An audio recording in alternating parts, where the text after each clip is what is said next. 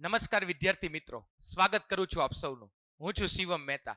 આપ સૌ જાણો છો કે આજે ધોરણ 12 ને બોર્ડનો અંતિમ પેપર હતો. હવે સર તમે એમ કહો કે કાલે કોમ્પ્યુટરનો પેપર છે તો અંતિમ કઈ રીતે હોઈ શકે? જે લોકો એસપીસીસી રાખ્યું હતું એને લોકોને આજથી પરીક્ષા પૂરી થઈ છે. આપ સૌ જાણો છો કે કર્મયોગ કેરિયર ઇન્સ્ટિટ્યૂટની મોનોપોલી અનુસાર અમે બધા પેપરનું સોલ્યુશન માત્ર એ સેક્શન અને બી સેક્શન પૂરતું નહીં, બધા સેક્શનની સંપૂર્ણ માહિતી આપીએ છીએ. ચાલો તો આજે વધુ વખત ન લેતા તમારો જે એસપી નો પેપર નીકળ્યો તો એનું સોલ્યુશન કરીએ. વિભાગ એ ની અંદર પહેલો પ્રશ્ન એવો પૂછાયેલો હતો એમસીક્યુ સ્વરૂપે. એની અંદર પૂછવામાં આવેલું હતું કે દેશની તમામ પ્રકારની બેંકને સૂચનાઓ આપવાનું અને નિયંત્રણ રાખવાનું કાર્ય કઈ સંસ્થા કરે છે? ચોપડીનો બેઠો પ્રશ્ન હતો, સાવ સહેલો હતો. રિઝર્વ બેંક છે એ હંમેશા માહિતી આપવાનું કાર્ય કરે છે અને દરેક સંસ્થા ઉપર નિયંત્રણ રાખવાનું કાર્ય કરે છે. ત્યારબાદ આપણને પ્રશ્ન પૂછ્યો હતો કે અગ્નિશામક દળની સેવા કઈ કહી શકાય? ચેપ્ટર નંબર 2 માંથી સીસી ભાગ છે એમાંથી આ પ્રશ્ન પૂછાયેલો હતો. અગ્નિશામક દળની સેવાને જાહેર ઉપયોગી સેવાના નામથી ઓળખતા હોઈએ છીએ. ત્યારબાદ જ્યારે કોઈ કર્મચારી દ્વારા વારંવાર ગેરશિસ્ત આચરતો હોય ત્યારે પેઢી કે સંસ્થા અહીંયા આપણને કીધું છે અંતિમ પગલું. હવે ઓલરેડી કહી દીધું છે અંતિમ પગલું એટલે આપણે સમજી જવાનું કે કોઈ પણ છે કંપનીને કર્મચારીને દૂર કરવો ગમતો હોય નહીં, પણ વારંવાર એ ગેરશિસ્ત આચરે છે. આની પહેલા કંપની અપકર્ષનું પગલું લીધેલું હોય કે જે હોદ્દા પર કામ કરે છે એના કરતા નીચલા હોદ્દા પર મૂકી દે, પણ અંતિમ તો એ જ ઓપ્શન રહી કે એને નોકરીમાંથી સમાપ્તિ આપી દેવામાં આવે.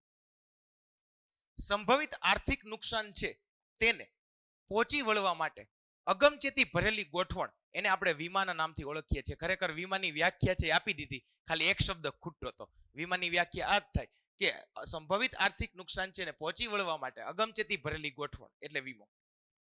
ઘર કે જમીનના ખરીદ વેચાણ, ભાડા કરાર, કોઈ પણ પ્રકારનું સોગંદનામું તૈયાર કરવામાં સરકાર દ્વારા છે ભરવામાં આવતી રકમને શું કહેવાય છે? આને આપણે સ્ટેમ્પ ડ્યુટીના નામથી ઓળખીએ છીએ. સ્ટેમ્પ ડ્યુટી આપણે તમને યાદ હોય તો ચેપ્ટર નંબર 2 માં પણ જોયું હતું. સરકારને સ્ટેમ્પ ડ્યુટીથી આવક થાય છે, શેર ઉપર સ્ટેમ્પ ડ્યુટી છે અમુક પ્રમાણમાં ચૂકવવી પડતી હોય છે, તો આની અંદર આવશે સ્ટેમ્પ ડ્યુટી. પ્રેઝન્ટેશનના મૌખિક માધ્યમોની અંદર કોનો સમાવેશ નથી થતો?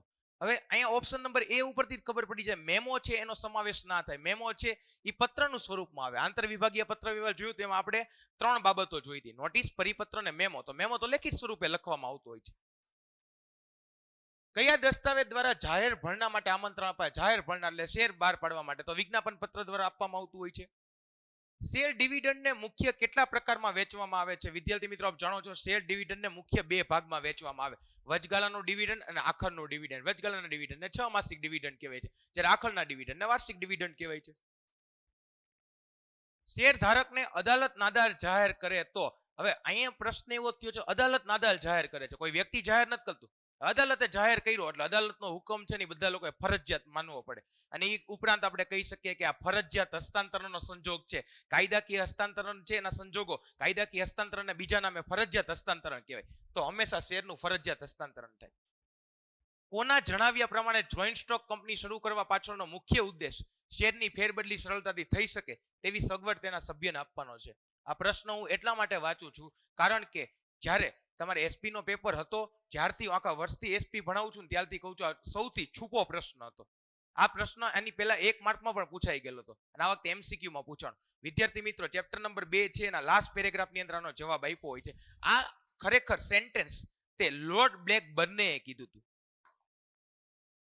એને આ સ્ટેટમેન્ટ આપ્યું હતું. આ સ્ટેટમેન્ટ છે ને એના પછી જ કહેવામાં આવ્યું હતું કે શેર બજાર છે ને એ મૂડી બજારનો સ્ત્રોત છે, એટલે શેરનું ખરીદ વેચાણ શેર બજારમાં થતું હોય છે. કંપની અને ડિબેન્ચર ધારકો વચ્ચેના કરારને આપણે ડિબેન્ચર ટ્રસ્ટ ડીડના નામથી ઓળખીએ છીએ. ડિબેન્ચર ધારક કંપનીનો કોણ હોય છે? લેન્ડર હોય છે, કારણ કે કંપની અને ડિબેન્ચર હોલ્ડર વચ્ચે દેવાદાર અને લેન્ડરનો સંબંધ ઉદ્ભવે છે. ડિબેન્ચર હોલ્ડર છે કંપનીને ઉછીની મૂડી આપે છે, એટલા માટે કંપનીનો લેન્ડર કહેવાય. કંપનીના આવેદન પત્રમાં કઈ કલમમાં સાઇન કરવાથી સભ્ય તરીકે માની લેવામાં આવે છે? આમાં સ્થાપનાની કલમમાં સહી કરી હોય એ વ્યક્તિને કંપનીમાં છે સભ્ય માની લેવામાં આવે છે. સંયુક્ત શેર ધરાવનાર વ્યક્તિ પૈકી કોના નામે કંપની પત્ર વ્યવહાર કરે છે? પ્રથમ વ્યક્તિ છે એના નામે પત્ર વ્યવહાર થતો. એનું કારણ એ છે કારણ કે માની લો 10 શેર હોલ્ડરે સંયુક્ત રીતે શેર લીધા હોય તો કંપની 10 ને જે નોટિસ મોકલે તો ઘણો સમય વેસ્ટ થાય, એટલા માટે જે પ્રથમ શેર હોલ્ડરનું નામ શેર પ્રમાણપત્રમાં હોય એના નામે નોટિસ મોકલે છે. વધુમાં વધુ કેટલી કંપનીની અંદર સંચાલક બની શકાય? આઈએમપી એમસીક્યુ હતો અને પૂછાઈ ગયો બોર્ડમાં. અગાઉ પણ મેં તમને કીધેલું કે આ એમસીક્યુ છે એ વારંવાર પૂછાય છે. હવે અહીંયા કીધું વ્યક્તિ વધુમાં વધુ કેટલી કંપની બની શકે? તો 20 કંપનીમાં. હવે ઘણા લોકોના મનમાં પ્રશ્ન હતો, સાહેબ અમે 10 લખ્યું છે અને તમે કયા આધારે 10 લખ્યું એ પણ કહી દો કે ચોપડીમાં એવું ચોખ્ખું લખેલું છે કે કોઈ પણ સંચાલક વધુમાં વધુ 20 કંપનીની અંદર સંચાલક બની શકે, જાહેર કંપનીમાં 10. સમજો છો કે કોઈ પણ સંચાલક છે વધુમાં વધુ 20 કંપનીમાં, જાહેર કંપનીમાં 10, બાકી ખાનગી અન્ય કંપનીને આપણે સમજીએ તો બાકીના 10, એટલે કુલ થઈને 20. એવી રીતે કંપનીના પ્રથમ સંચાલકોની મુદત ક્યારે પૂરી થયેલી ગણાય? કંપનીની પ્રથમ સામાન્ય સભાના દિવસે કંપનીના પ્રથમ સંચાલકો છે એની મુદત પૂરી થાય એટલે જે સંચાલકો નિવૃત્ત થતા હોય એની જગ્યાએ છે બરાબર બીજા સંચાલકોની નિમણૂક કરવામાં આવશે. કંપનીની સભામાં જે બાબત અંગે ચર્ચા વિચારણા માટે મૂકવામાં આવે એને પ્રસ્તાવના નામથી ઓળખવામાં આવે છે. સામાન્ય ઠરાવની તરફેણમાં વારંવાર આ પ્રશ્ન છે, આપણે અગાઉ પણ ક્લાસમાં ચર્ચા કરેલી છે. સામાન્ય ઠરાવ હોય એની અંદર 51% બહુમતી હોય, ખાસ ઠરાવમાં 75% બહુમતી હોય. સામાન્ય ઠરાવની વાત આવી છે એટલે 51% બહુમતી. કંપનીના સ્વૈચ્છિક વિસર્જનને મુખ્ય 2 ભાગની અંદર વહેંચવામાં આવે છે, સભ્યો દ્વારા વિસર્જન અને લેણદારો દ્વારા વિસર્જન. એ 2 સ્વૈચ્છિક સંજોગો હતા. ખાનગી કંપનીમાં ઓછામાં ઓછી કેટલી સભ્ય સંખ્યા છે ઓછી થાય તો ફડચામ લઈ જાય. જો જાહેર કંપની માટે 7 લાગુ પડે, ખાનગી કંપનીમાં 2 કરતા ઓછી થાય ત્યારે કંપનીને ફડચામ લઈ જવામાં આવે. અત્યાર સુધી આપણે વિભાગ એ સુધી સોલ્યુશન કર્યું. હવે વિભાગ બી ની અંદર સચોટ વ્યાખ્યા અને જવાબોના આધારે આપણે હવે વિભાગ બી નું સોલ્યુશન કરીએ. પહેલો પ્રશ્ન આપ્યો છે, પ્રીમિયમ એટલે શું? ઉંમર, મૃત્યુ, આરોગ્ય અને સંભવિત આફતો, આ બધા જોખમો છે જે જીવનની અંદર છે અણધારી રીતે આવતા હોય છે. એની સામે રક્ષણ મેળવવા માટે વીમા કંપનીને વીમા ધારક દ્વારા જે નિશ્ચિત રકમ કરી હોય, આ જોખમો સામે રક્ષણ મેળવવા માટે વ્યક્તિએ અમુક પ્રીમિયમ ભરવું પડે, અમુક નાણાં ચૂકવવા પડે. એ રકમને છે ને પ્રીમિયમ તરીકે ઓળખવામાં આવે છે. ECS ચેપ્ટર નંબર 5 માંથી પ્રશ્ન પૂછાયેલો તો આનું પૂરું નામ થાય ઇલેક્ટ્રોનિક ક્લિયરિંગ સર્વિસીસ. ઇંગ્લિશ અને ગુજરાતી બંનેમાં લખવું જરૂરી છે. પ્રેઝન્ટેશનમાં કેન્દ્ર સ્થાને હંમેશા, વિદ્યાર્થી મિત્રો યાદ રાખજો, પ્રેઝન્ટેશનમાં હંમેશા કેન્દ્ર સ્થાને છે પ્રેક્ષકો હોય છે, કારણ કે પ્રેક્ષકોને અનુલક્ષીને જ તે પ્રેઝન્ટેશન કરવામાં આવતું હોય છે. જો પ્રેઝન્ટેશનમાં પ્રેક્ષકો કેન્દ્ર સ્થાને ન હોય તો પ્રેઝન્ટેશન છે ખામી ભરેલું ગણાય. જાહેર ભરણાની પ્રક્રિયા માટે કંપની કયા કયા મધ્યસ્થીઓની મદદ લે છે? ચોપડીની પ્રસ્તાવનામાં જ આનો આન્સર આપેલો છે. કંપની ભરણાની સમગ્ર પ્રક્રિયા પૂરી કરવા માટે lead manager, registrar transfer agent, ભરણાની બેંક, બાંયધરી દલાલ, depository, credit rating agency, stock exchange અને દલાલ, આટલા લોકોની મદદ લે છે. પણ મુખ્યત્વે તમે 3 થી 4 નામ લખ્યા હોય તો તમને પૂરા છે માર્ક મળવા પાત્ર છે. શેર હોલ્ડર પોતાના શેર પ્રમાણપત્ર કંપનીને પરત કરે. આ વખતે બોર્ડે છે ને બહુ મસ્ત પેપર બનાવ્યું હતું અને ઘણા વિદ્યાર્થીઓને આ બાબતે ખબર પડી હશે. આની પછીમાં હજી એક પ્રશ્ન આવશે, શેર સોંપણીના સંજોગો જણાવો. પણ જેને હરકો પેપર હોય છે એને ખબર પડી જાય કે ખરેખર શેર સોંપણીનો મતલબ જ થાય શેર હોલ્ડર પોતાના પ્રમાણપત્ર કંપનીને પરત કરે અને શેર સોંપણી કહેવાય. તો શેર સોંપણીની વ્યાખ્યા તમે ત્યાં 3 માર્કમાં લખી શકતા હતા. તો શેર હોલ્ડર પોતાના શેર પ્રમાણપત્ર કંપનીને પરત કરે છે અને શેર સોંપણીના નામથી ઓળખાય છે. કંપની પોતાના શેર હોલ્ડરના ડીમેટ ખાતા કેવી રીતે જોઈ શકે? કોમ્પ્યુટરમાં છે કંપની કોમ્પ્યુટર પર વેબ પેજની મદદથી છે શેર ધારકોના છે ડીમેટ ખાતા જોઈ શકે છે. ગીરો ડિબેન્ચર એટલે શું? ગીરો ડિબેન્ચર એટલે કોઈ પણ જામીનગીરી ગીરવે મૂકવામાં આવે. હવે એની વ્યાખ્યા કીધી છે, કંપની ડિબેન્ચર દ્વારા નાણાં ઉછીના લે તેની સામે મિલકતો ગીરવે મૂકવામાં આવે છે, એના ઉપર સ્થિર કે અસ્થિર બોજ ઉભો થાય તેવા ડિબેન્ચરને ગીરો ડિબેન્ચર કહેવાય. એકલ વ્યક્તિ કંપનીમાં ઓછામાં ઓછા કેટલા ડિરેક્ટર? એકલ વ્યક્તિ કંપની એની અંદર મુખ્ય એક જ ડિરેક્ટર હોય. સભા નોંધ એટલે શું? સભાની અંદર થયેલા કામકાજ અને નિર્ણયોની મુદ્દાસર લેખિત સ્વરૂપની જે નોંધ કરવામાં આવે છે અને સભા નોંધ કહેવાય છે. સભા નોંધને આપણે સૌ જાણીએ છીએ ઇંગ્લિશમાં મિનિટ્સના નામથી ઓળખતા હોય છે. આ મિનિટ્સ એ પુરાવો છે કે સભાની અંદર એટલી કાર્યવાહી થઈ, એટલા નિર્ણયો લેવામાં આવ્યા તેનો. લિક્વિડેટરની નિમણૂક થતા કોની સત્તાનો અંત આવે છે? લિક્વિડેટરની નિમણૂક થતા આપણે જાણીએ છીએ મેનેજિંગ ડિરેક્ટર, સંચાલક મંડળ અને મેનેજરની સત્તાનો અંત આવે છે. ત્યારબાદ મિલકતો અને ભંડોળનો સંપૂર્ણ વહીવટ એ કરવાનું કાર્ય લિક્વિડેટરનું રહેશે. હવે અત્યાર સુધી આપણે છે બરાબર 30 માર્કનું જોયું, 20 MCQ જોયા, બીજા 10 માર્કના VSQ જોયા. ત્યારબાદ હવે 2 માર્કના પ્રશ્નોમાં પહેલો પ્રશ્ન પૂછાણો છે, બેંકને કઈ બાબતો માટે ફરિયાદ પત્ર લખવામાં આવે? બેંકને મુખ્યત્વે 3 બાબત માટે ફરિયાદ પત્ર લખતા. પહેલા ચેકને આપણો ખોટી રીતે અમાન્ય કર્યો હોય તો, બેંક સ્ટેટમેન્ટમાં ભૂલ હોય તો, અને બેંકના કર્મચારી દ્વારા ગેરવર્તણૂક થયો. ચોપડીની અંદર ચેપ્ટર નંબર 1 ની અંદર સૌથી એક જ પેજની માત્ર થિયરી આપવામાં આવે છે. આ પેજ થિયરીમાંથી વારંવાર 2 પ્રશ્ન પૂછાય છે કે બેંક છે બરાબર એને લખવામાં આવતા વિનંતી પત્ર અને ફરિયાદ પત્ર. આ વખતે ફરીવાર ફરિયાદ પત્ર પૂછાઈ ગયું. જાહેર સેવા પૂરી પાડનારા છે વિભાગો કે નિગમોને કોની નાણાકીય સહાય પ્રાપ્ત થતી હોય છે? આનો આન્સર આવશે રાજ્ય સરકાર કે કેન્દ્ર સરકાર દ્વારા. તે લોકોને નાણાકીય સહાય આપવામાં આવતી હોય છે. પ્રત્યક્ષ ભરતી અને પરોક્ષ ભરતી એટલે શું? આવું તો તમે ઓસી ની અંદર પણ ભણેલા હશો. ઓસી ની અંદર 5મું ચેપ્ટર છે કર્મચારી વ્યવસ્થા, એની અંદર પણ આવો પ્રશ્ન પૂછવામાં આવતો હતો. ત્યારે પણ આપણે ભણ્યા હતા. જે પ્રત્યક્ષ ભરતી હોય એનો સમાવેશ આંતરિક પ્રાપ્તિ સ્થાનોમાં થાય, જ્યારે પરોક્ષ ભરતી છે એને બાહ્ય પ્રાપ્તિ સ્થાનો કહીએ. તો અહીંયા પણ કીધેલું છે કે સંસ્થાના વર્તમાન કે ભૂતકાળના કર્મચારીમાંથી જે ભરતી થતી હોય પ્રત્યક્ષ ભરતી કહેવાય છે. જ્યારે જાહેરાતના માધ્યમથી અથવા નોકરી અંગેની માહિતી આપતી સંસ્થાનો સંપર્ક કરીએ તેને પરોક્ષ ભરતી કહેવાય છે. ત્યાગપત્રના બીજા ભાગમાં કઈ બાબતનો સમાવેશ છે? આડકતરી રીતે ત્યાગપત્ર નથી પૂછ્યું, પણ જ્ઞાન ચકાસવા માટે એવું તો તમને પૂછી જ લીધું કે ત્યાગપત્ર છે એના બીજા ભાગમાં કેનો સમાવેશ થાય. ત્યાગપત્રનો બીજો ભાગ છે ને એ શેર મંજૂરીની વિનંતીનો છે. જે વ્યક્તિની તરફેણમાં શેરનો ત્યાગ કરવામાં આવતો હોય તે આ વિભાગમાં સહી કરીને કંપનીને મંજૂર કરવા માટે કહેશે. પહેલાની અંદર મૂળ શેર હોલ્ડર સાઇન કરે છે. એ શું જણાવે છે કે આ મારા શેર છે ને મારે આ વ્યક્તિને આપવા છે. બીજા ભાગમાં એ વ્યક્તિ વિનંતી કરે છે કે તમે આ વ્યક્તિ જે મૂળ શેર હોલ્ડર સાઇન કરીને મને જે શેર આપવા માંગે છે એ શેર હવે તમે અમારા નામે કરો. તો બીજો ભાગ વિનંતીનો હતો. શેર હપ્તા મંગાવવાની વિધિ દરમિયાન સભ્યપત્રક શા માટે બંધ રાખવું પડે છે? આ બહુ જ છે, બરાબર છે. જે હોશિયારમાં હોશિયાર વિદ્યાર્થી હોય ને સરખું ચોપડીનો ટેક્સ્ટ બુકનો અભ્યાસ કર્યો હોય ને એને આ પ્રશ્નનો જવાબ આવડે. ખરેખર આ શેર હપ્તાની વિધિ નથી પૂછી, પણ એનો બીજા મુદ્દો છે કે સભ્યપત્રક બંધ રાખવું, એની અંદરનું પૂછ્યું છે. તો આનો આન્સર શું બને? શેર હોલ્ડરને હપ્તાની નોટિસ મોકલવા પહેલા આપણે સભ્યની યાદી નક્કી કરવી પડે કે કોનો હપ્તો બાકી છે. તો આ હપ્તાની યાદી તૈયાર થાય તે માટે છે, બરાબર, શેર ફેરબદલી પત્રક, શેરનું ખરીદ વેચાણ જે પેલા મૂર્ત સ્વરૂપમાં થતું હતું તે પ્રમાણપત્ર વાળું બંધ કરી દેવામાં આવે. એટલે ત્યાં સુધી આપણને ખબર પડે કે કેટલા જૂના શેર હોલ્ડર છે ને હપ્તા બાકી છે. સભ્યપત્રકને ફેરબદલી પત્રક બંધ રાખવાના અગાઉ 7 દિવસ અગાઉ છે વર્તમાન પત્રમાં આપણે નોટિસ આપવી પડે છે. અંશત રૂપાંતરક્ષમ ડિબેન્ચર એટલે શું? જ્યારે ડિબેન્ચરની કુલ કિંમત પૈકી અમુક જ રકમનું રૂપાંતર થઈ શકતું એને અંશત ડિબેન્ચર કહેવાય. આના મુખ્ય 2 ભાગ હોય. એક ભાગ રૂપાંતરિત હોય, બીજો બિન રૂપાંતરિત ભાગ હોય. રૂપાંતરિત ભાગ હોય એની સામે આપણને ઇક્વિટી શેર પ્રાપ્ત થશે, જ્યારે બિન રૂપાંતરિત ભાગ છે એની સામે આપણને, બરાબર, માત્ર ને માત્ર રોકડ પ્રાપ્ત થશે, કારણ કે એ બિન રૂપાંતરિત ભાગ છે. આના આપણે પીસીડી ના નામથી ઓળખીએ છીએ, પાર્ટલી કન્વર્ટેબલ ડિબેન્ચર. સભ્ય અને શેર હોલ્ડર વચ્ચે તફાવતના કોઈ પણ 2 મુદ્દા કીધા હતા. તો કુલ 3 મુદ્દા, એમાંથી આપણને 2 પૂછી લીધા. તો તમે આવી રીતે લખ્યો છે, અર્થ, સહી અને કાયદાકીય હસ્તાંતરણ. અહીંયા આપણે છે જે મુદ્દા ટેક્સ્ટ બુકમાં આપેલા છે એ રીતે મેં વર્ણન કરેલું છે. નોમિની ડિરેક્ટરની નિમણૂક ક્યારે કરવા? નોમિની ડિરેક્ટરમાં મુખ્ય 3 ટર્મ લાગુ પડે. પહેલી ટર્મ કોઈ પણ સંસ્થા સાથે સમજૂતી થયેલી હોય અને એને નોમિનેટ કરવામાં આવે. બીજી ટર્મ એવી જ છે, પ્રવર્તમાન કાયદા અનુસાર કોઈ સંસ્થા દ્વારા વ્યક્તિને પાછો નોમિનેટ કરે. અહીંયા નોમિનેટ થયો તો, પણ અહીંયા કોઈ કંપની દ્વારા સમજૂતી થઈ હતી, અહીંયા કોઈ સંસ્થાએ નોમિનેટ કર્યું. ત્રીજું, કેન્દ્ર સરકાર અથવા રાજ્ય સરકાર છે કોઈ પણ કંપનીના શેર મેળવવાની, ધારણ કરવાની સત્તાએ કંપનીમાં એક વ્યક્તિને નોમિનેટ કરશે. એ પણ વ્યક્તિને નોમિની ડિરેક્ટર બનાવી શકાતો હોય છે. સભાની નોટિસ છે એની 3 બાબત રીતે આપી શકાય. આપણે ટપાલની રીતે પણ આપી શકતા હતા, જાહેર નોટિસમાં આપી શકાય, વર્તમાન પત્રમાં, અને નોટિસ હાથોહાથ. જે માની લો કે એક મીટિંગ ચાલતી હોય તો ભવિષ્યમાં બીજી મીટિંગ કેવી રીતે ભરવામાં આવશે, એનું કારણ શું છે, એના આધારે ભરવામાં આવતી હોય છે. ત્યાં હારવાર છે ને જેટલા સભ્યો આવ્યા હશે એ બધાને ત્યાં નોટિસ આપી દેવામાં આવશે. ત્યારબાદ આપણને પૂછ્યું છે કંપનીની પ્રાથમિક સભાને અહેવાલ.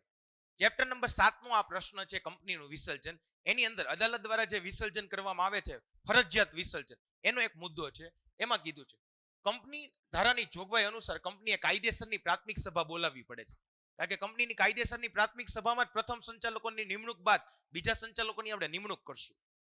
આ પ્રાથમિક અહેવાલ છે કંપની રજિસ્ટ્રારને મોકલવો પડે છે. જો કંપની આ બાબતે કસૂર ઠરે તો રજિસ્ટ્રાર અને શેર હોલ્ડર અદાલતમાં અરજી કરે છે. અરજી કરતા પહેલા રજિસ્ટ્રારે કેન્દ્ર સરકારને કહેવું પડે કે આ કંપની અમને જે પ્રાથમિક અહેવાલ છે એ મોકલ્યો નથી. જે તારીખે પ્રાથમિક સભા બોલાવવાની હોય એની અંતિમ તારીખ સુધી સભા ન બોલે તો 14 દિવસ બાદ, 14 દિવસ શેર હોલ્ડર રાહ જોવે કે હજી કંપની છે એને સમય આપે કે હવે પ્રાથમિક સભા બોલાવવાનો સમયગાળો આપશે. પણ ત્યારબાદ ન બોલે તો 14 દિવસ બાદ શેર હોલ્ડર છે અને અન્ય અંશદાતા એટલે જે કંપનીને અસર કરતા લેણદારો છે, બીજા છે, અમુક નાના શેર હોલ્ડરો છે વગેરે, એ અદાલતમાં અરજી કરી શકશે. અત્યાર સુધી આપણે સેક્શન છે ને સી જોઈએ, એની અંદર તમને 10 પ્રશ્ન પૂછાય, 10 માંથી તમારે 7 લખવાના હોય છે. હવે ડી સેક્શન છે, બરાબર, એની અંદર આપણે કોઈ પણ 5 પ્રશ્નોનો ઉત્તર લખવાનો હતો. પેલું શેર સોંપણીના સંજોગો. અત્યારે મોટા ભાગે 3 માર્કના પ્રશ્નમાં દર વખતે ચેપ્ટર નંબર 1 માંથી ત્યાગપત્ર પૂછવામાં આવતું. આ વખતે એની કરતા સરળ પ્રશ્ન પૂછી લીધો, શેર સોંપણીના સંજોગો. તમને યાદ આવતું હશે, મેં આ વિડીયોમાં અગાઉ પણ વાત કરી કે શેર સોંપણી છે બરાબર, એનો આપણે અર્થ હમણાં આવ્યો હતો કે કંપની પોતાના છે બરાબર પ્રમાણપત્ર છે એ પાછા મેળવે શેર હોલ્ડરો પાસે, અથવા શેર હોલ્ડર કંપનીને પોતાના પ્રમાણપત્ર પરત આપે એને શેર સોંપણીના નામથી કહેવાય, એવું આપણે VSQ જોયો હતો. તો હવે એના વિશે ટૂંક નોંધ આપી છે કે કયા સંજોગો છે, તો 5 સંજોગો હતા. જેમ કે શેર ફેરબદલી અંગેની જોગવાઈ છે, જગ્યા ન હોય, પ્રમાણપત્ર ફાટી જાય, પ્રમાણપત્ર વાંચી શકાય તેમ ન હોય, એકત્રીકરણ કરવાનું, વિભાગીકરણ કરવાનું. આ 5 મુદ્દા લખો એટલે 3 માર્ક તમને પૂરા આવે. પણ એક વાતનું ખાસ ધ્યાન રાખવું જોઈએ, જ્યારે આપણે 3 માર્કના પ્રશ્નો લખીએ છીએ એની અંદર વ્યાખ્યા લખવી ફરજિયાત હોય છે. શેર ફેરબદલીનું મહત્વ 7 મુદ્દાવાળું હતું, ચેપ્ટર નંબર 2 છે બરાબર, એમાંથી પહેલો 4 માર્કનો પ્રશ્ન આવતો હતો. આ વખતે આ પ્રશ્ન 3 માર્કની અંદર પૂછેલો છે. શેર ફેરબદલીનું મહત્વ: સરકારને આવક થાય છે, જે ખરીદે છે બરાબર એના માલિક એક પ્રાપ્ત થાય છે, જે શેરનું વેચાણ કરે છે એને રોકડ પ્રાપ્ત થાય છે, જે બદલાવ જે માર્કેટની અંદર છે બરાબર ભાવમાં બદલાવ આવતો હોય, વધારો ઘટાડો થતો હશે એનો લાભ મળશે, બિન કાર્યક્ષમ એકમોનો પ્રવાહ કાર્યક્ષમ એકમો તરફ વળશે, મૂડી બજારનો વિકાસ થશે, કંપનીની પ્રગતિ થશે. આ બધા સાથે 7 મુદ્દા જે તમારા ટેક્સ્ટ બુકમાં આપેલા છે, જે મેં એમના તમને જણાવ્યા. ડિબેન્ચર ટ્રસ્ટ ડીડમાં મુખ્ય છે ને 7 બાબતોનો સમાવેશ થાય. આ તમારે પહેલા ડિબેન્ચર ટ્રસ્ટ ડીડ વિશે થોડીક માહિતી આપવાની હતી અને ત્યારબાદ વિગતો જણાવવાની હતી. પણ ખાસ યાદ રાખવાનું હતું કે ડિબેન્ચર ટ્રસ્ટ ડીડ છે ને બરાબર છે એ ફોર્મ નંબર છે ને 12 મુજબ છે લખવામાં આવતું હોય. આ બધી વિગતો છે ડિબેન્ચર ટ્રસ્ટ ડીડ ની અંદર આવે. સાથે સાથે વ્યક્તિ સભ્ય હોય પરંતુ શેર હોલ્ડર ન હોય. આ ચોથું ચેપ્ટર છે સભ્ય પદ, એમાંથી એક પ્રશ્ન પૂછ્યો તો આનાથી ઉલટું એક પ્રશ્ન આપેલો છે, વ્યક્તિ શેર હોલ્ડર હોય પણ સભ્ય ન હોય. પણ આ એટલા માટે પૂછેલો 3 માર્કમાં કારણ કે આમાં 4 મુદ્દા છે. જ્યારે ઓલું હતું ને શેર હોલ્ડર હોય પણ સભ્ય ન હોય, એની અંદર માત્ર 2 મુદ્દા હતા. એટલે બોર્ડે આ વખતે આ પ્રશ્ન પૂછ્યો તો. આશા રાખું છું તમે આ 4 મુદ્દા લખ્યા હશે. ટેક્સ્ટ બુકમાં એ મુજબ અહીંયા સમજૂતી પણ આપેલી છે. સંચાલક રાજીનામું કેવી રીતે આપે છે? માની લો કે કોઈ સંચાલક છે, હવે એને પાછું કંપનીમાં છે બરાબર નિવૃત્ત થઈ છે, એના પછી પાછું પુનઃ નિમણૂક નથી મેળવવી, અથવા અત્યારે જે હોદ્દા પર કામ કરે છે એમાંથી એને દૂર થવું છે, તો એ શું કરશે? સૌથી પહેલા એક છે બરાબર કાગળ લેશે, એના ઉપર પોતાના છે વિગતવાર કારણો જણાવશે. વિગતવાર કારણો છે એ કંપનીની રજિસ્ટ્રાર છે બરાબર એને મોકલશે એક કોપી અને કંપનીને મોકલશે. કંપની છે બરાબર 30 દિવસની અંદર બધા કારણોસર પાછું રજિસ્ટરને જણાવવું પડે કે આ વખતે છે આ સંચાલક છે નિવૃત્ત થાય છે. પાછી કંપની સભા બોલાવશે, બોર્ડની મીટિંગ બોલાવશે, ત્યારે ઉલ્લેખ તો કરશે જ.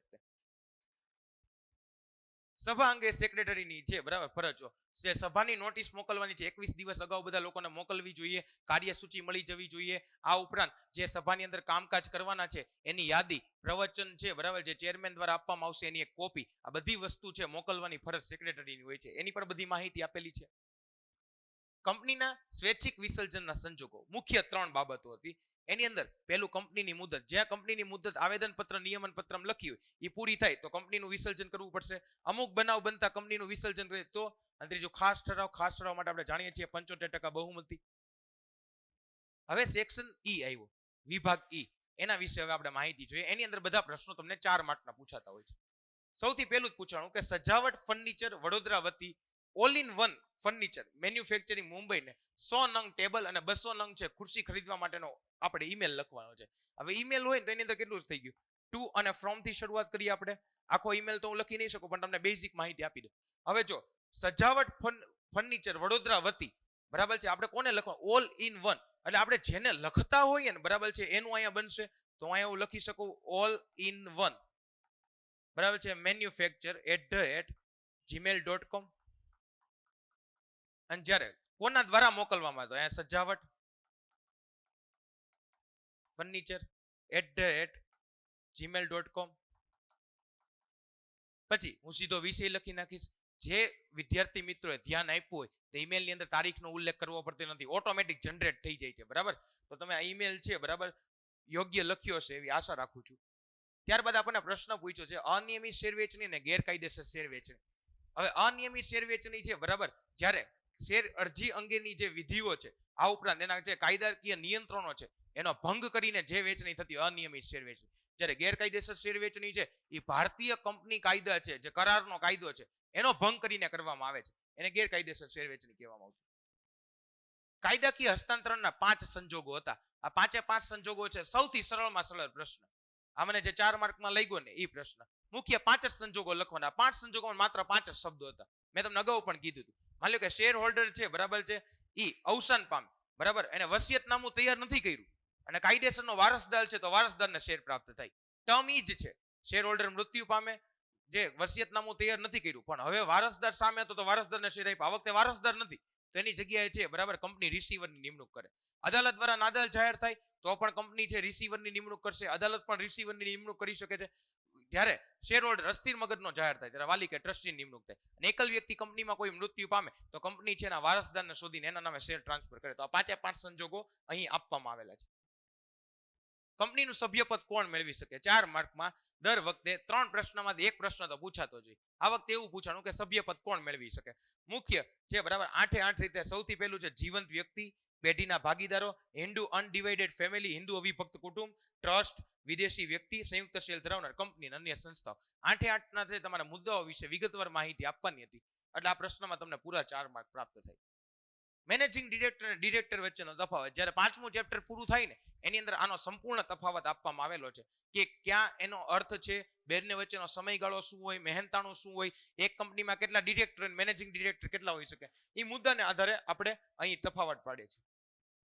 પ્રતિનિધાધિકાર. પ્રતિનિધાધિકાર એટલે પ્રોક્સી. માની લો કે કોઈ શેર હોલ્ડર કંપનીની સભામાં હાજર ન રહેવાનું, એના વતી કોઈ વ્યક્તિ આવશે તો ઈ અને પ્રોક્સી અંગે છે સેક્રેટરીની ફરજો પણ આની અંદર આપણે લખવી ફરજિયાત હતી કે પ્રોક્સીના ફોર્મ 48 કલાક પહેલા મળી જવા જોઈએ. પ્રોક્સી છે એના તરીકે આપણે સગીરને છે પ્રવેશ ન આપી શકીએ વગેરે. હવે વિભાગ એફ આવ્યો. વિભાગ એફ ની અંદરના બધા પત્રો, જેટલા પત્રો છે એ બધા ચોપડીના બેઠા પત્ર પૂછાયેલા હતા. હવે ખાલી માત્ર નામમાં ચેન્જ કર્યો છે. અહીંયા પૂછે બેંક ઓફ વડોદરા જામનગર ને ઉચ્ચ શૈક્ષણિક લોન મેળવવા અંગેનો પત્ર.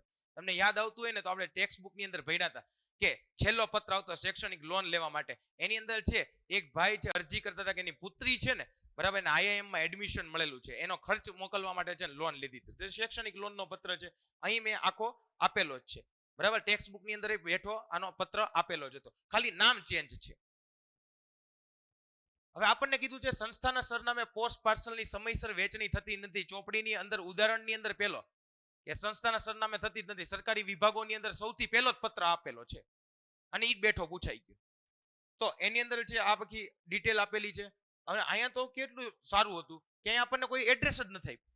એડ્રેસ આપણે જાતે બનાવી શકીએ. ઉદાહરણ તરીકે મેં અહીંયા જાતે બનાવ્યું છે કે સંસ્થાન સરનામે ન થતું તો રેયાણી મેડિકલ સ્ટોર્સ છે, પછી એનું એડ્રેસ લખ્યું છે અહીંયા પોસ્ટ માસ્ટર્સની નોંધા સાથે.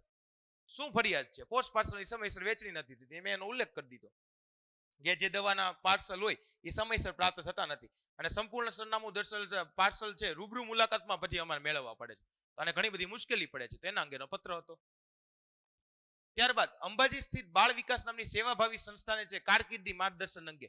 હવે જ્યારે ટેક્સ્ટ બુકમાં છે ને સ્વાધ્યાયમાં દ્વારકા સ્થિત આપી છે, અહીંયા કેવું આપ્યું છે કે અંબાજી સ્થિત છે ને એની જગ્યાએ ટેક્સ્ટ બુકમાં દ્વારકા સ્થિત છે. બાકી આ બેઠું જ છે કે શાળાની અંદર છે ને કારકિર્દી આયોજન અંગેના છે ને સેમિનારની વિનંતી કરે છે. તો જો ઈ જ છે બેઠું. બીજી કોઈ પણ માહિતીમાં અહીંયા કાંઈ ચેન્જ થયો નથી. ત્યારબાદ કીધું છે એક કર્મચારી છે પોતાના ફરજના સમય દરમિયાન કામના સ્થળે હાજર નહોતા તો નોટિસ સ્વરૂપે આપણે એની પાસેથી ખુલાસો માંગવાનો છે. તો ઈ પણ બેઠો આપણને પત્ર આપ્યો તો સ્વાધ્યાયની અંદર આપેલો છે. હવે જો અહીંયા કીધું છે સાકર ઇન્ડસ્ટ્રીઝ લિમિટેડ છે બરાબર. અને ખાસ ધ્યાન એ રાખવાનું હતું કે નોટિસ જ્યારે પૂછે ને નોટિસ કંપનીમાં જ આપવામાં આવતી હોય એટલે એડ્રેસ કંપનીનું આવે. આમાંથી ઘણા બધા વિદ્યાર્થી મિત્રોએ છે આ ચેપ્ટરનો સરખો અભ્યાસ નહીં કર્યો હોય ને, સરખું મટીરિયલ છે આપેલું એ વાંચ્યું નહીં હોય ને તો એને પૂરા માર્ક નહીં આવે. કારણ કે એને શું કર્યું હશે, એક બાજુ એડ્રેસ પોતાનું બનાવ્યું છે, બીજી બાજુ બીજું કાલ્પનિક એડ્રેસ બનાવ્યું. નોટિસ ખરેખર કંપનીમાં સંસ્થાના કર્મચારીને આપવામાં આવે એટલે સંસ્થાનો ઉલ્લેખ કરવો ફરજિયાત. ફોર યોર કાઇન્ડ ઇન્ફોર્મેશન જો અહીંયા સાકાર ઇન્ડસ્ટ્રીઝ લિમિટેડ છે તો અહીંયા જો શ્રી રાઘવ ગોસ્વામી છે જે કંપનીના કર્મચારી કયા વિભાગમાં ઉત્પાદન આવી ગયું કંપનીનું એડ્રેસ સાકાર industries limited Naroda road Ahmedabad. એટલા માટે તો અહીં આ પત્રમાં જેને અહીંયા ખોટું એડ્રેસ લખ્યું હશે એના માર્ક કપાવવાની પૂરી સંભાવના રહેશે. આશા રાખું છું આપ સૌએ ધ્યાન રાખીને પૂરેપૂરું આવી જ રીતનું એડ્રેસ લખ્યું હશે. કોઈ એક કર્મચારી શિસ્ત ભંગના પગલા રૂપે અપ કરશું તો આની અંદર આપણે એડ્રેસ બનાવવાનું નથી બરાબર. અહીંયા આપ્યું નથી એટલે તમે જે લખો ને એ મસ્ત રીતે બની જશે. તો જો અહીંયા એવી રીતે બનાવ્યું છે. અહીંયા તે ખાસ ઈ બાબતની ધ્યાન રાખવાની હતી. કર્મચારી શિસ્ત ભંગના પગલા રૂપે આપણે પત્ર લખવાનો છે તેની અંદર બે બાજુ ઈ જ નામ આવશે. ઉદાહરણ તરીકે જો અહીંયા કંપનીનું નામ આવી ગયું, અહીંયા લખ્યું છે રામ ટ્રેડિંગ લિમિટેડ છે, તેની અંદર વૈદિક પનારા છે સિનિયર એકાઉન્ટન્ટ છે એકાઉન્ટ વિભાગમાં, તો અહીંયા કંપનીનું એડ્રેસ આવી ગયું. કારણ કે એને કઈ છે બરાબર શિસ્ત ભંગ કરી છે તો એના વિશેની માહિતી આપણે એને કંપનીમાં જ આપશું ને એના ઘરે પત્ર મોકલીને શું કરશું તો એ બાબતનું અહીંયા ધ્યાન રાખવાનું. જેને આ ધ્યાન નહીં રાખ્યું હોય એના માર્ક કપાઈ જશે અને જેને સરખું ધ્યાન આપ્યું હશે બરાબર એના પત્ર સાવ સરળ લાગ્યો હશે. હવે એક આપણને વીમા કંપનીઓ છે. શ્રીમતી ભારતી મિત્તલ છે, પોતે ખરીદેલ વીમા પોલિસીમાં મંજૂર કરે પ્રીમિયમની મુદતમાં ફેરફાર કરવા. પ્રીમિયમની મુદતમાં ફેરફાર આપણે સૌ જાણો છો, ટેક્સ્ટ બુકમાં આપ્યું હતું, એમાં 6 માસિક પ્રીમિયમ હતું ને એમાંથી ઓલા વ્યક્તિને વાર્ષિકમાં ફેરવવું હતું. યાદ આવ્યું તમને લોકોને? 6 માસિક હતું ને એમાંથી વાર્ષિક ફેરવવું હતું. અહીંયા ખાલી પ્રીમિયમની મુદતમાં ફેરફાર કરવાનો. તો આ ટેક્સ્ટ બુકનો બેઠો જ આપેલો છે. લાસ્ટ, સિવિલ હોસ્પિટલની મુલાકાત બાદ વ્યક્તિગત અહેવાલ. અહીંયા જેને વાંચ્યું એની જંગ જીતી ગઈ. વ્યક્તિગત અહેવાલ ભૂતકાળ માટે લખાય. જેને સમિતિ અહેવાલ ધારીને લખ્યું છે ને એના માર્ક કપાઈ ગયા છે. સમિતિ અહેવાલ ભવિષ્ય માટે લખાતો, વ્યક્તિગત અહેવાલ ભૂતકાળ માટે લખાય. કે કોઈ તમે સિવિલ લઈ લીધી છે ત્યારબાદ આપણે એની માહિતી લખીએ છીએ. તો અહીંયા એની બધી બેઝિક માહિતી આવી ગઈ અને અહીંયા તમે સિવિલ હોસ્પિટલ વિશે એટલે અહીંયા છે ને આ પત્ર પૂરો થાય છે. આશા રાખું છું કે મેં તમને આ લેક્ચરની અંદર સંપૂર્ણ સોલ્યુશન છે આપ્યું હશે. નેક્સ્ટ લેક્ચરની અંદર આપણે મળશું ત્યારે બીજા ટોપિક વિશે માહિતી મેળવશું. આ પત્રના અંતની અંદર આપણે એસપીસીસી ની અંદર તમને ધારેલા માર્ક પ્રાપ્ત થયા હશે અને તમે જે બરાબર ગોલ સાથે સેટ કર્યો તો એ ગોલ તમને પ્રાપ્ત થાય એવી તમને બધા લોકોને બેસ્ટ વિશેસ આપું છું. મળશું આપણે નેક્સ્ટ લેક્ચરની અંદર. ત્યાં સુધી જય હિન્દ, જય ભારત.